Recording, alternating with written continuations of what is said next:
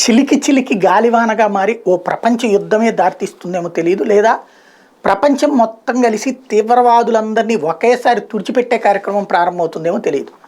ముస్లిం దేశాలు బాధ్యతగా కనుక తీసుకోకపోతే ఏమైనా జరగచ్చు. ఎందుకంటే నోట్లో ముద్ద లాగేస్తాం, మెయిన్ చెప్పినట్టు నడవకపోతే ప్రపంచాన్ని నాశనం చేస్తామంటే ఎవడో చూస్తా ఊరుకోడు.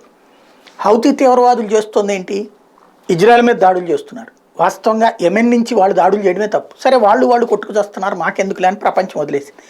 కానీ మీరందరూ కలిసి ఇజ్రాయెల్ చేత యుద్ధాన్ని ఆపించకపోతే మీ అంతు తేలుస్తామని చెప్పి దిక్కుమాలని బ్లాక్మెయిలింగ్ ఏంటి?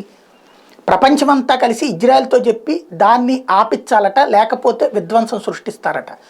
అందుకోసం ప్రపంచానికి వచ్చేటువంటి సరుకుల రవాణా వ్యవస్థ మీద దాడులకు పాల్పడుతున్నది హౌతీ తీవ్రవాద సంస్థ. అమెరికా అక్కడ తాజా దాడులు చూసాం. ఓ షిప్ని స్వాధీనం చేసుకోబోతే కాల్చి చంపినటువంటి సంఘటన చూసాం. దాని మీద రెచ్చిపోతున్నటువంటి హౌతీని చూసాం. ఇప్పుడు వచ్చేటప్పటికి మరొక కీలకమైనటువంటి పరిణామం, బ్రిటన్ కూడా రంగంలోకి దిగింది. బ్రిటన్కి సంబంధించిన యుద్ధ నౌకలు కూడా అక్కడికి చేరుకున్నాయి. బ్రిటన్ కూడా అమెరికాతో కలిసి హౌతీల అంతు చూసేందుకు సిద్ధపడుతోంది. ఇది తాజా పరిణామం.